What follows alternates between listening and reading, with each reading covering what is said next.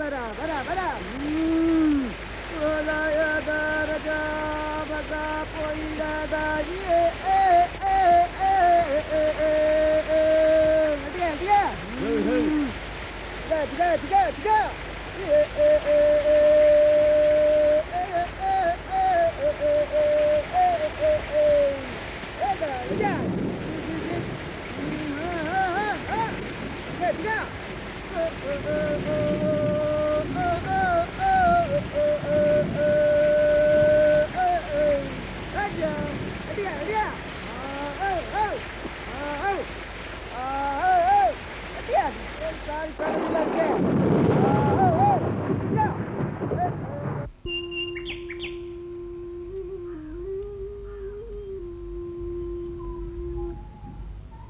ಅಕ್ಕಣಿ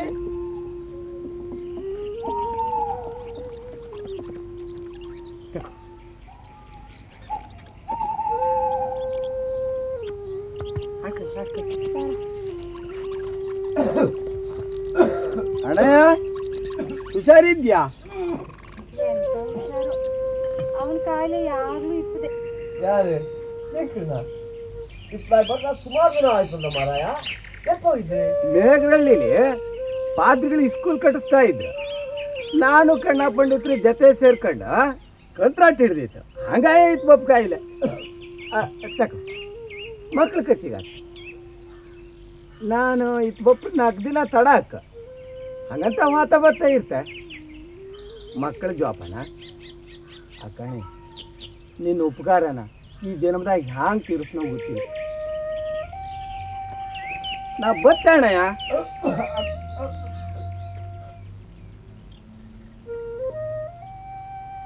ಚಿಂಕಣ್ಣ ಇಷ್ಟು ಅನುಕೂಲ ಆ ಪೋತಿಗೆ ದೇಹ ಸಾಯ್ಕಿತ್ತ. ಹಣಿ ಬರ ಎಂತ ಮಾಡೋಕಾತ.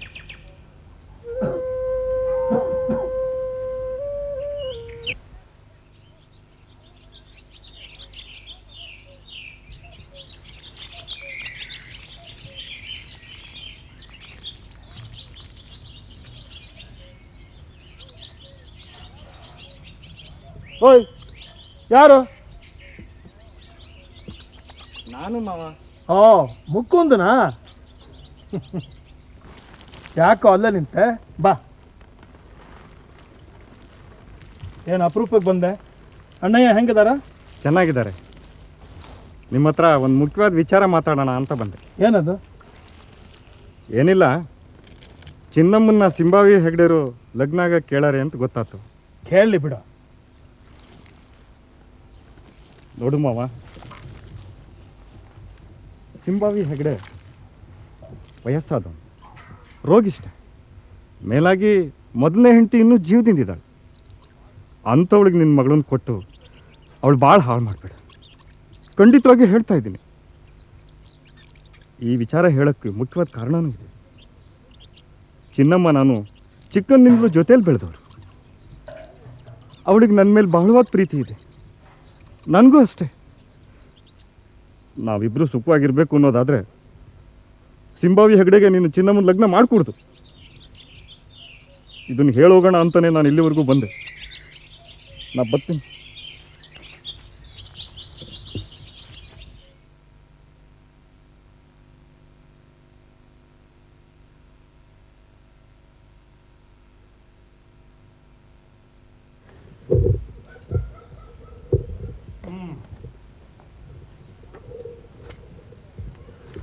ಊಟ ಭಾಳ ಚೆನ್ನಾಗಿತ್ತು ನಾಯಕ್ರೆ. ಎಷ್ಟಾದರೂ ನಮ್ಮ ಚಿನ್ನಮ್ಮನ ಕೈಗುಣ ಅಲ್ಲೇನು. ಹಂಗನ್ಬೇಡಿ. ಅಜ್ಜಿ ಇಲ್ದಿದ್ರೆ ಅವಳು ಕೈ ಕಾಲೇ ಓಡೋದಿಲ್ಲ. ಅವಳಿನ್ನು ಎಳೆ ಮಗಿನ ಹಂಗೆ. ಎಲ್ಲದಕ್ಕೂ ಅಜ್ಜಿನೇ ಬೇಕಂತಾಳೆ. ಉಪ್ಪು ಹಾಕಕ್ಕೆ, ಹುಳಿ ಬಿಡೋಕ್ಕೆ, ಖಾರ ಕಡಿಯೋಕ್ಕೆ, ಎಲ್ಲದಕ್ಕೂ. ಅಂದಂಗೆ ನಾಯಕ್ರೆ, ಹುಡುಗಿ ವಯಸ್ಸಿಗೆ ಬಂದದೆ. ಮದುವೆ ಮಾಡೋ ವಿಚಾರ ಏನಾದ್ರು ಮಾಡಿರೋನು? ಹಾಂ, ಅದೇ ವಿಚಾರನೆ ಯೋಚನೆ ಮಾಡ್ತಾ ಇದ್ದೀನಿ. ನಿಮಗೊಂದು ಮಾತು ಹೇಳಿಲ್ಲ ನಾಯಕ್ರೆ. ಸಿಂಬಾವಿ ಹೆಗಡೆಯವರು ಮೊದಲನೇ ಹೆಂಡತಿ ಮಕ್ಕಳಿಲ್ಲ ಅಂತ ಹೇಳಿ ಮತ್ತೊಂದು ಮದುವೆ ಆಗೋಕ್ಕೆ ಹೊರಟಿದ್ದಾರೆ. ನಮ್ಮ ಚಿನ್ನಮ್ಮನೇ ಕೊಟ್ಟು ಯಾಕೆ ಮದುವೆ ಮಾಡಬಾರ್ದು? ನಿಮ್ಮ ಕಷ್ಟ ಎಲ್ಲ ತೀರ್ತದೆ, ಸಾಲೆಲ್ಲ ತೀರಿ ದೀಡಾದ ಜಮೀನು ಮನೆಯೂ ಉಳಿಸ್ಬೋದು. ಏನಂತೀರಿ? ಅದು ಆಗ ಮಾತಲ್ಲ ಬಿಡಿ. ಎರಡನೇ ಸಂಬಂಧದ ಮದುವೆ ಚಿನ್ನಮ್ಮನ ಅಜ್ಜಿಗೆ ಇಷ್ಟ ಇಲ್ಲ. ಹಿಂದೆ ಹಳೆ ಮನೆಯ ದೊಡ್ಡ ಹೆಗಡೆಯವರು ಈ ವಿಚಾರ ಪ್ರಸ್ತಾಪ ಮಾಡಿದಾಗ ಅವ್ರಿಗೂ ಇದನ್ನೇ ಹೇಳಿ. ಒಟ್ಟಾರೆ ಅಜ್ಜಿಗೆ ಇಷ್ಟ ಇಲ್ಲ ಅಂದಮೇಲೆ ನನಗೂ ಇಷ್ಟ ಇಲ್ಲ. ಇನ್ನೊಂದು ಸರಿ ಯೋಚನೆ ಮಾಡಿ ನೋಡಿ ನಾಯಕರೇ, ನಾನು ನಿಮ್ಮವನಾಗಿ ನಿಮ್ಮ ಒಳ್ಳೇದಕ್ಕೆ ಹೇಳ್ತಾ ಇದ್ದೀನಿ. ಚಿನ್ನಮ್ಮನ್ನ ಸಿಂಬಾವಿ ಹೆಗಡೆಯವ್ರಿಗೆ ಮದುವೆ ಮಾಡಿಕೊಟ್ರೆ ನಿಮ್ಮ ಎಲ್ಲ ಕಷ್ಟನೂ ಪರಿಹಾರ ಆಗ್ತದೆ. ಅದೇನೋ ನಿಜ, ಆದರೆ ನಾನೇನು ಮಾಡೋಂಗಿಲ್ಲಲ್ಲ. ಈ ವಿಚಾರದಲ್ಲಿ ಚಿನ್ನಮ್ಮನ ಅಜ್ಜಿದೆ ಕಡೆ ಮಾತು. ಹಾಂ, ನಾನು ವೆಂಕಟಣ್ಣಗೆ ಹೇಳೋಷ್ಟೆಲ್ಲ ಹೇಳಿನಿ. ಚಿನ್ನಮ್ಮನ ಅಜ್ಜಿಗೆ ಇಷ್ಟ ಇಲ್ಲ ಅನ್ನೋದು ಒಂದೇ ರಾಗ ಅವನು. ಅಲ್ಲಿ ವಿಷಯನೇ ಬೇರೆ ಅದೇ. ಹಾಂ, ಶೀಘ್ರ ಆ ಕಡೆ ಮರ ಹರೆ ಕಡೆ ಅದು ಅದೇ. ಹಾಂ ಹಾಂ ಹಾಂ, ರಂಗಪುಡ್ರು ತಮ್ಮ ಮುಕ್ಕುಂದಿಗೆ ಆ ಹುಡುಗಿ ಮೇಲೆ ಮನಸ್ಸಿದೆ. ವೆಂಕಟಣ್ಣಗೂ ಕೊಡೋ ಮನಸ್ಸಿದೆ. ಅದಕ್ಕಾಗಿ ನಮ್ಮ ಹತ್ರ ಅಜ್ಜಿ ಕಥೆ ನಾಟಕ ಆಡ್ತಾ ಇದ್ದಾನೆ.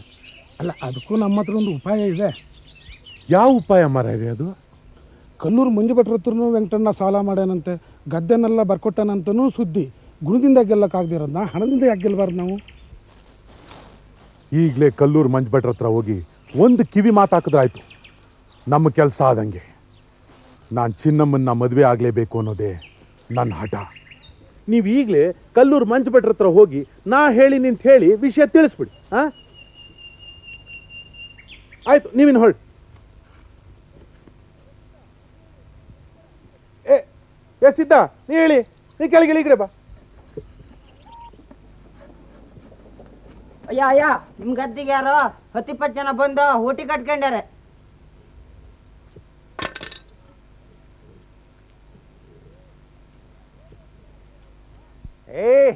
ಆ ಬೇಲಿ ಅಂತ ಸರಿಯಾಗಿ ಹೇಗೆ ನೋಡಿರು? ಮುಂದೆ, ಇನ್ನು ಮುಂದೆ. ಹಾ, ಅಲ್ಲಿ ಮುಂದಕ್ಕೆ ಹೋಗ್ರಿ.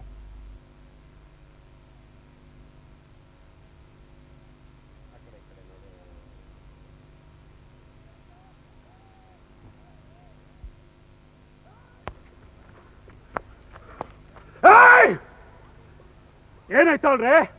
ಈ ಗದ್ದೆನ ಯಾರ್ದು ಮಾಡಿದ್ರಿ?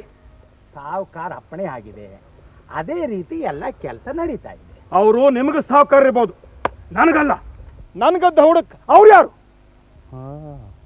ಅವರು ನಿನಗೆ ಸಾಲ ಕೊಟ್ಟು ಸಾವುಕಾರರು. ನಿನ್ನ ಭೂಮಿನೆಲ್ಲ ಕ್ರಯಕ್ಕೆ ಬರ್ಕೊಟ್ಟಿದ್ದು ಮರ್ತೋಯ್ತಾ? ಸಾವುಕಾರ ಅಪ್ಪಣೆ ಆದಮೇಲೆ ಮುಗಿದೋಯ್ತು. ಹಾಗಾಗ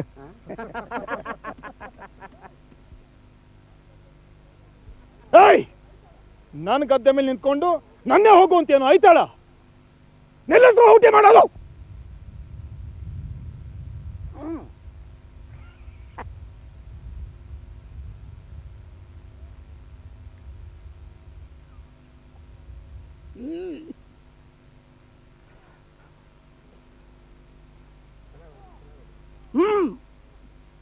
ಹಾಕುವ ಹಾಕಿದೆ, ಇನ್ನೇನು ಹಾಕಿ.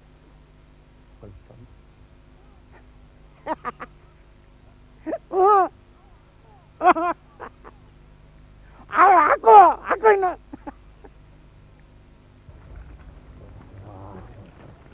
ಅರೆ ಗೌಡ, ಬನ್ನಿ ಗೌಡ್ರೆ, ಬನ್ನಿ, ಬರಬೇಕು.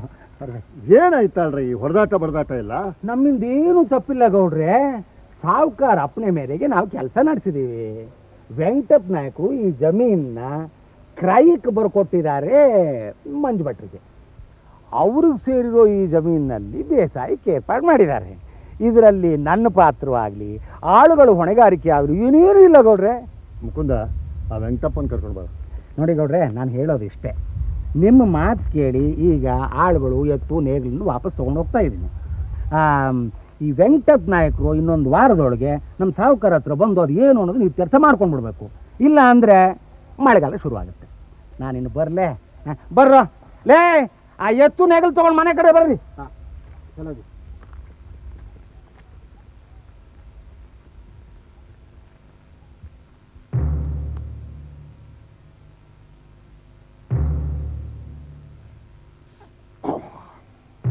ವೆಂಕಟಪ್ಪ, ಆ ಮಂಜು ಭಟ್ರ ಹತ್ರ ಎಷ್ಟಿದೆಯೋ ನಿನ್ನ ಸಾಲ?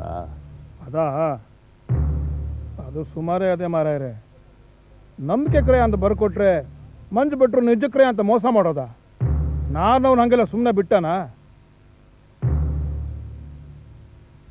ವೆಂಕಟಪ್ಪ, ಮಂಜು ಭಟ್ರು ಕನ್ನಡ ಜಿಲ್ಲೆಯಿಂದ ಬರೀ ಕೈಯಲ್ಲಿ ಈ ಸೀಮೆಗೆ ಬಂದಾಗ ಇನ್ನು ಸಣ್ಣ ಹುಡುಗ. ಕಲ್ಲೂರು ದೇವಸ್ಥಾನದಲ್ಲಿ ಪೂಜೆಗೆ ಅಂತ ನಿಂತರು. ಶ್ರೀಮಂತರು ಆದರೂ ಜಮೀನ್ದಾರರು ಆದರು. ಅದು ಹೇಗೆ ಅಂತಿ, ಸಾಲ ಕೊಟ್ಟು ಬರೆಯೋಕೆ ಬರೋರ ಹತ್ರ ರುಜು ಹಾಕ್ಸ್ಕೊಂಡ್ರು, ಬರೆಯೋಕೆ ಬರದೇ ಇರೋರ ಹತ್ರ ಹೆಬ್ಬೆಟ್ಟು ಹೊತ್ತಿಸ್ಕೊಂಡ್ರು.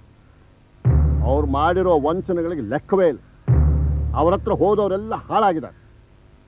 ಅದಕ್ಕೆ ಹೇಳ್ತೀನಿ, ನೀನು ಉಪಾಯದಿಂದ ಪಾರಾಗದೆ ಇದ್ದರೆ ನಿನ್ನ ಜಮೀನು ಉಳಿಯೋದಿಲ್ಲ, ತಿಳಿತಾ? ಕಾನೂನು ಪ್ರಕಾರ ನನ್ನ ಜಮೀನು ಅವ್ರಿಗೆ ದಕ್ಕದ ಅಷ್ಟು ಸುಲಭ ಅಲ್ಲ. ಅವ್ರಿಗೆ ಬರ್ಕೊಡೋ ಮೊದಲೇ ಸುಮಾರು ಪಾಲು ಗದ್ದೆ ತೋಟನ ಬೆಟ್ಟಲ್ಲಿ ಗೌಡ್ರಿಗೂ, ಹಳೆ ಮನೆ ಹೆಗ್ಡೆಯರ್ಗೂ, ಸಿಂಬಾವಿ ಹೆಗ್ಡೆಯರ್ಗೂ ದೀಡು ಭೋಗ್ಯ ಮಾಡಿಬಿಟ್ಟೆ. ಒಬ್ಬೊಬ್ಬರ ಹತ್ರನೂ ಸುಮಾರು ಸಾಲ ಅದೇ ನನಗೆ. ಗೌಡ್ರೆ, ಏನೋ ಮಾಡೋದು ಮಾಡಿಬಿಟ್ಟೆ. ತಾವೀಗ ಕಷ್ಟದಲ್ಲಿ ಮುಂದೆ ಬಂದು ಮಂಜು ಭಟ್ರು ಸಾಲಕ್ಕೆ ಜಾಮೀನು ಕೊಟ್ಟು ನನ್ನ ಕ್ರಯ ಪತ್ರ ಬಿಡಿಸ್ಕೊಡಿ. ಅಯ್ಯೋ, ಎಲ್ಲಾದರೂ ಉಂಟ ಮಾರಾಯ. ಹೊಳೆಯಲ್ಲಿ ಮುಳುಗೋನ್ನ ಈಜೋಕ್ ಬಾರದೇ ಇರೋ ಎತ್ಕೊಂಡ್ ಬರ್ತೀನಿ ಅಂದಂಗಾಯ್ತು.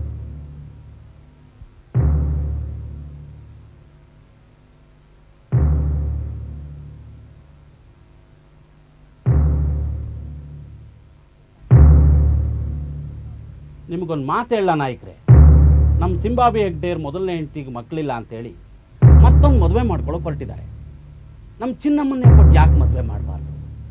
ನಿಮ್ಮ ಕಷ್ಟ ಎಲ್ಲ ತೀರ್ತದೆ, ಸಾಲ ಎಲ್ಲ ತೀರಿಸಿ ಧೀರಾ ಜಮೀನು ಮನೇನು ಉಳಿಸ್ಕೋಬೋದು. ಏನಂತೀರಿ?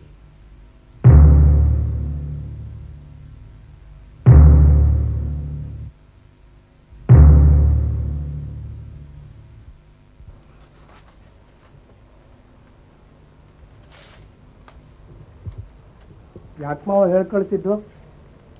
ಅತ್ತೆಮ್ಮ ಪುಟ್ಬೀರ ಸಿಂಬಾವಿಗೆ ಹೋದವ್ರು ಬಂದ್ರೇನಾ? ಇಲ್ಲ ಕಣೋ, ಆ ರಂಡೇನೋ ಮುಟ್ಟಾಳ ನನ್ನ ಮಗನ ಬರಲಿಲ್ಲ ಅಂತ ಬೇಜಾರಾಗಿ ನಿನ್ಗೆ ಹೇಳಿ ಕಳಿಸ್ದೆ. ಅಲ್ಲ, ಅವ್ರು ಹೋಗಿ 3-4 ದಿನ ಆದರೂ ಅಲ್ಲಿ ಕೂತು ಏನು ಮಾಡ್ತಾರೆ ಅಂತ. ಅವಳೇನೋ ಹೆಂಗಸು, ವಯಸ್ಸಾಗಿದೆ, ಬುದ್ಧಿ ಇಲ್ಲ ಅನ್ಬೋದು. ಈ ಮುಟ್ಟಾಳ ನನ್ನ ಮಗನಿಗೆ ಬುದ್ಧಿ ಬೇಡವಾ? ಈ ರಂಡೆ ಮಕ್ಕಳನ್ನ ಹುಟ್ಟಿಸಿ ತಪ್ಪು ಮಾಡಿದೆ ಕಣೋ ಬಚ್ಚೆ. ನಾನು ಇನ್ನು 1 ದಿನದಲ್ಲಿ ಯಾರು ಬರದೇ ಇದ್ದರೆ ನಾನೇ ಹೋಗಿ ಕರ್ಕೊಂಬರ್ತೀನಿ. ಹಂಗಂತ ದೊಡ್ಡ ಗೌಡ್ರಿಗೆ ಹೇಳ್ತೀಯಾ? ಆಯಿತು ಮಾವ, ಹೇಳ್ತೀನಿ. ಗಾಡಿ ಕಟ್ಟಕ್ಕೆ ಬೆಳಗ್ಗೆ ಬ್ಯಾಗ್ ಬಾಂದಿದ್ರು.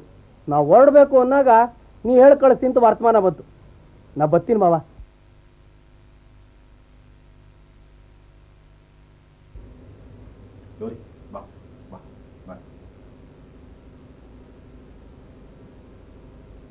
ಅಯ್ಯ, ಯಾರು? ಓ, ಬಚ್ಚನ.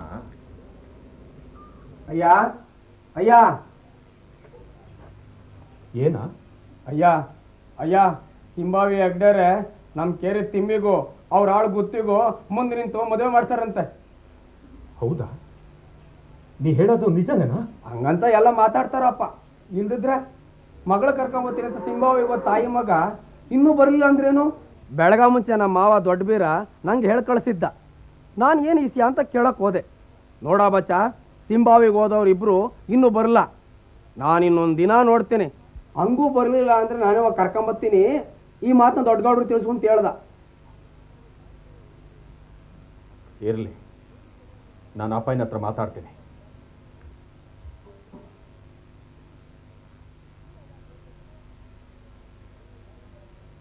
ಅಯ್ಯ, ನಾನು ಹೇಳೋದು ಧರ್ಮಸ್ಥಳ ದೇವರಾಣಗೂ ಸತ್ಯ. ನಾನು ನಮ್ಮವ್ವ ಎಷ್ಟು ಹೇಳಿದ್ರು ಯಾರೂ ನಮ್ಮ ಮಾತು ಕೇಳಿಲ್ಲ. ತಿಮ್ಮಿಗೂ ಗುತ್ತಿಗೂ ಮದುವೆ ನಡೆದೇ ಹೋಯ್ತು. ಸಿಂಬಾವಿ ಒಡೆಯರೇ ಖುದ್ದಾಗಿ ನಿಂತು ಲಗ್ನ ಮಾಡ್ತಿದ್ರು. ಇದರಲ್ಲಿ ನಮ್ದು ಯಾವುದು ತಪ್ಪಿಲ್ಲ ಅಯ್ಯ. ಏನ ಅನ್ನ ಹಾಕೋ ದಣಿಗೆ ಕನ್ನ ಹಾಕೋ ಮುಂಡಾ ಮಕ್ಕಳು ನೀವು. ಈ ಸುದ್ದಿ ಹೇಳಕ್ಕೆ 4 ದಿನ ಬಿಟ್ಕೊಂಡ್ಬಂದ್ಯಾ?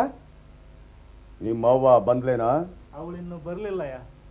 ದೇವೋ, ಏನಪ್ಪಯ್ಯ? ಇವತ್ತೇ ಆ ಸಿಂಬಾವಿ ಹೆಗಡೆಗೆ ಕಾಗದ ಬರೆದು ನಮ್ಮ ಆಳಿನ ಕೈಲಿ ಕಳಿಸು. ನಮ್ಮ ಹೆಣ್ಣಾಳನ್ನ ನಿಮ್ಮ ಆಳು ಹಾರಿಸ್ಕೊಂಡು ಹೋಗಿದ್ದಾನೆ, ಕೂಡ್ಲೆ ಕಳಿಸ್ಕೊಡಿ ಅಂತ. ಆಯ್ತಪ್ಪಯ್ಯ.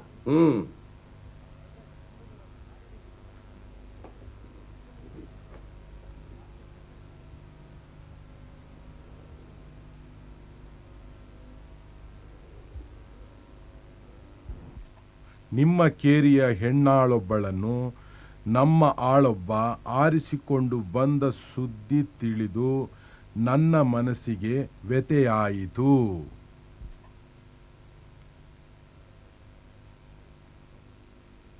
ನಡೆದ ಘಟನೆ ನಿಜಕ್ಕೂ ತಪ್ಪು. ನಾನು ನಿಮ್ಮ ಪತ್ರ ತಲುಪಿದ ಕೂಡಲೇ ವಿಚಾರಿಸಲಾಗಿ ಆ ಗಂಡು ಹೆಣ್ಣುಗಳಿಗೆ ಈಗಾಗಲೇ ಮದುವೆ ನಡೆದು ಹೋಗಿದೆ ಎಂದು ತಿಳಿಯಿತು. ಹೆಣ್ಣು ಮತ್ತು ಹೆಣ್ಣಿನ ತಾಯಿ, ಅಣ್ಣ ಮುಂತಾದವರ ಒಪ್ಪಿಗೆಯಿಂದಲೇ ಆಗಿರುವುದರಿಂದ ಅದರಲ್ಲಿ ಯಾವ ಜುಲ್ಮಿನ ಅಂಶವೂ ಕಾಣಿಸುತ್ತಿಲ್ಲ. ಇಂತಿ ಬರ್ಮ ಹೆಗ್ಡೆ. ಆ ಹೆಗಡೆ ಸೊಕ್ಕು ನಿಲ್ಲಿಸದೆ ಹೋದರೆ ನಾನು ನಮ್ಮ ಅಪ್ಪಗುಟ್ಟದ ಮಗನೇ ಅಲ್ಲ. ದೇವೋ, ಅಪ್ಪಯ್ಯ. ಆ ಹೆಗಡೆಗೆ ಮತ್ತೊಂದು ಕಾಗದ ಬರಿ. ಆಯ್ತು. ಆಗಿದ್ದಾಗ ಹೋತು.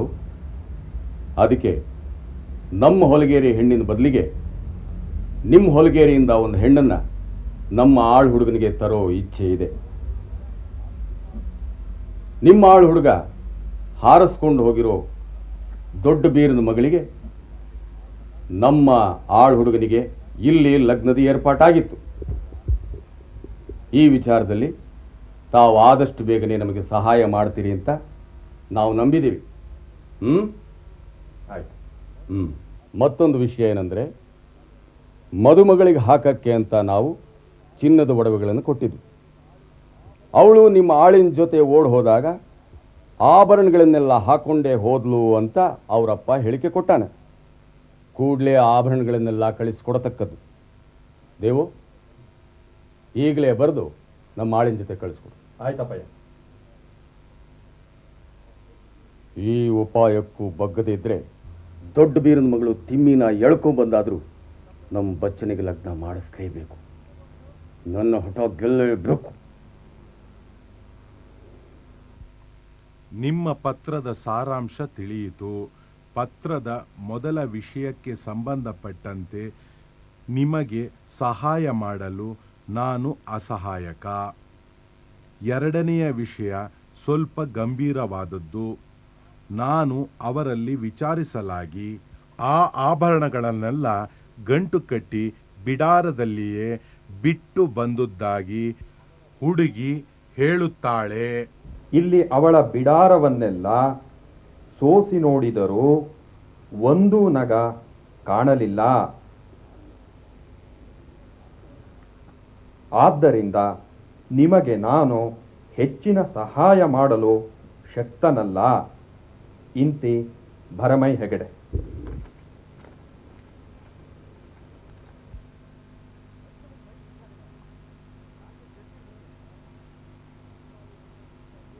ಕೇಳಿದ್ಯಾರ ಸಿಂಬಾವಿ ಹೆಗಡೆ ಉತ್ತರ ಏನು ಬರದಾನಂತ? ನಿಜಾಬಗಳು ಒಡವೆ ಏನಾತು? ನನ್ನ ಹಣೆಗೂ ಹೇಳ್ತೀನಿ ಒಡೆಯ, ನಗ ಹಾಕ್ಕೊಂಡೆ ಅವಳು ಗುತ್ತಿ ಜೊತೆಗೆ ಹೋಗಿದ್ದು. ಸಿಂಬಾವಿ ಹೆಗಡೆ ಬರ್ದಿದ್ದು ಸುಳ್ಳ? ಹೌದು ನನ್ನ ಒಡೆಯ. ಹಂಗಾರೆ ನಾ ಹೇಳ್ದಂಗೆ ನೀನು ಕೇಳಬೇಕು. ಕೇಳ್ತೀಯಾ? ನಿಮ್ಮ ಅನ್ನ ಒಪ್ಪು ತಿಂದು ಬೆಳೆದ ಜೀವ ಇದು ನನ್ನ ಒಡೆಯ. ನೀವು ಹೇಳ್ತೀನೋ ಅಂದ್ರೂ ತಿಂತೀನಿ, ಅನ್ನ ತಿನ್ನೋ ಅಂದ್ರೂ ತಿಂತೀನಿ. ನಾಳೆ ನೀನು ನಿನ್ನ ಮಕ್ಕಳು ಸಿಂಬಾವಿಗೆ ಹೋಗಿ ತಿಮ್ಮಿನ ಆಭರಣ ಸಹಿತ ಕರ್ಕೊಂಬನ್ನಿ. ನೆಂಟ್ರೋದಂಗೆ ಹೋಗಿ ಬರ್ಬೇಕು. 4 ದಿನ ತವ್ರ ಮನೆಗೆ ಹೋಗಿ ಮಗಳನ್ನು ಕಳಿಸ್ಕೊಡ್ತೀವಿ ಅಂತೇಳಿ.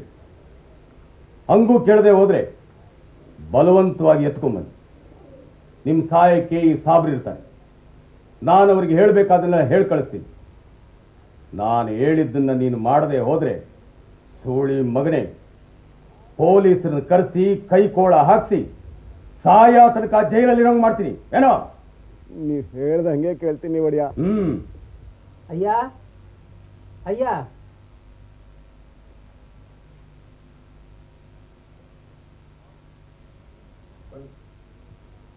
ಯಾರ ನೀನು? ಎಲ್ಲಿಂದ ಬಂದಿದ್ದು? ಕಲ್ಲೂರು ಸಾವುಕಾರ ಎಲ್ಲಿ ಕಳ್ಸಿದ್ರಯ್ಯ? ನಿಮ್ಮನ್ನ ಬೇಗ ಕರ್ಕೊಂಬರಕ್ಕೆ ಹೇಳಿ. ಈ ಕಾಗದವನ್ನು ಕೊಟ್ಟವ್ರೆ.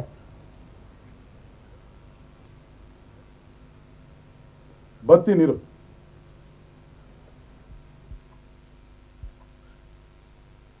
ಹೂವಳ್ಳಿ ವೆಂಕಟಣ್ಣ ನಮಗೆ ಕೊಡಬೇಕಾದ ಸಾಲದ ಮೊತ್ತಕ್ಕೆ ತನ್ನ ಜಮೀನನ್ನು ಕ್ರಯಕ್ಕೆ ಬರೆದುಕೊಟ್ಟಿದ್ದು ಸರಿಯಷ್ಟೇ.